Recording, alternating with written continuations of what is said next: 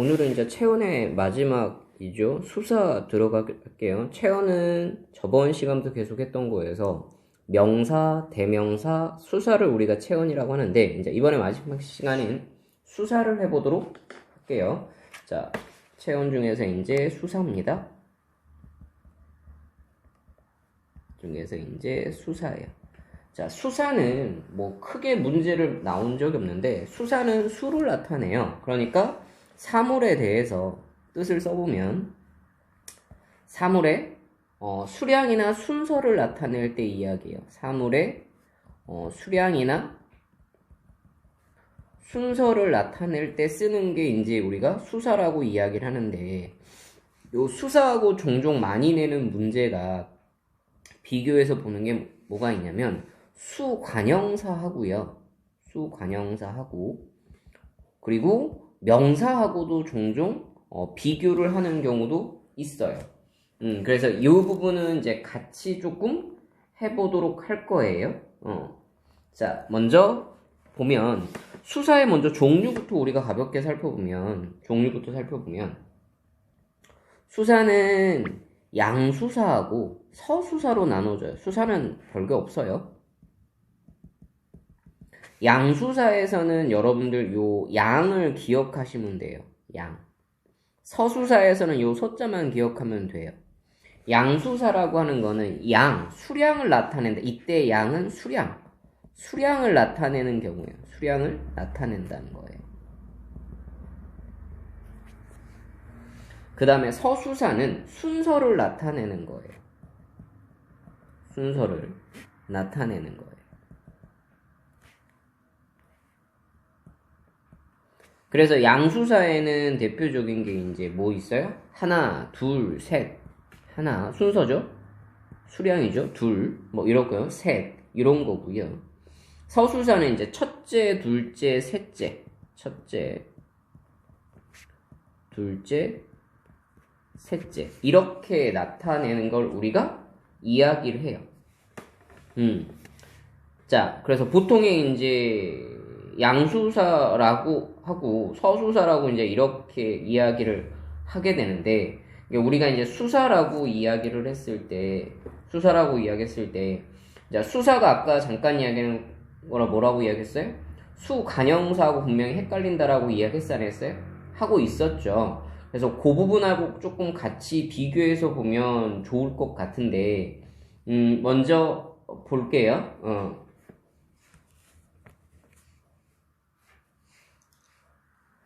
예문을 먼저 보면 사과 하나를 샀다 라고 했을 때 여기 하나라는 단어 보이시죠? 자, 그 다음에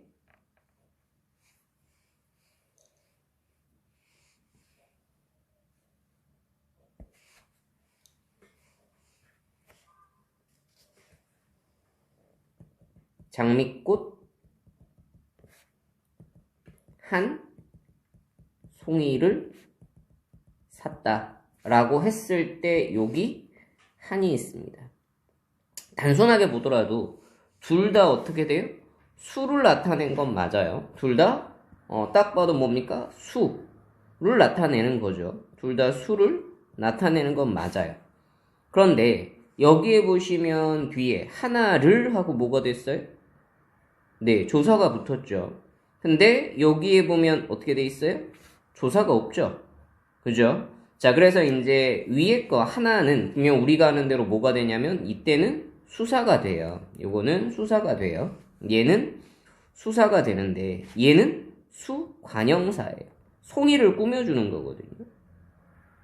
송이를 꾸며주는 거거든요. 그래서 수관형사예요. 그래서 단순하게 수사냐 수관형사는 조사를 붙는 거를 확인해 보시면 돼요. 수사는 관형사나 형용사의 수식을 받지 않아요. 예를 들면 사과 새 하나를 샀다라고 했을 때 여기에 이제 만약에 새라고 하는 관형사를 넣죠. 그럼 문장이 말이 돼야 하는데요. 말이 안 되거든요. 요 관형사가 붙을 수가 없어요. 자, 그리고 이제 아까 잠깐 이야기했던 수사가 다시 이제 뭐로 된다고 했어요? 명사로도 이제 뭐 할 수 있어요? 쓸 수 있는 케이스라고 이야기했어요, 안 했어요? 하고 있었죠. 그러니까 특정한 사람을 지칭할 때는 명사가 돼요.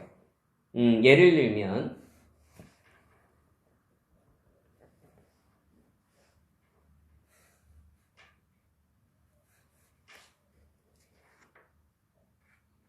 2번 일은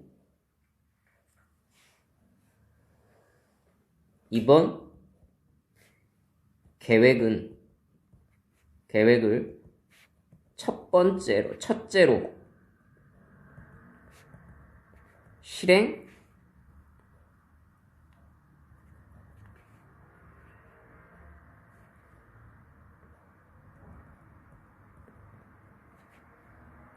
해라 라고 이야기했을 때 이번 계획을 뭐로? 첫째로 실행해라. 이제 문장을 그냥 예를 들면 이렇게 썼어요. 자, 이때 첫째라고 하는 것은 뭐예요? 순서상의 이야기죠.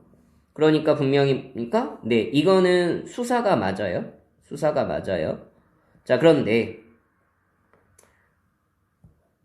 그의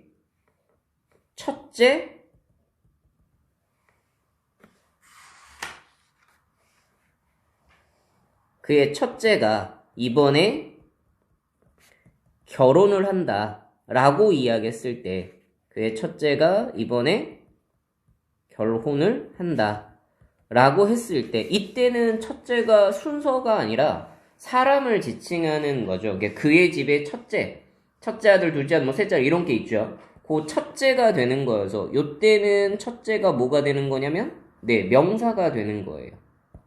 첫째는 바로 명사가 되는 겁니다. 명사가 돼요.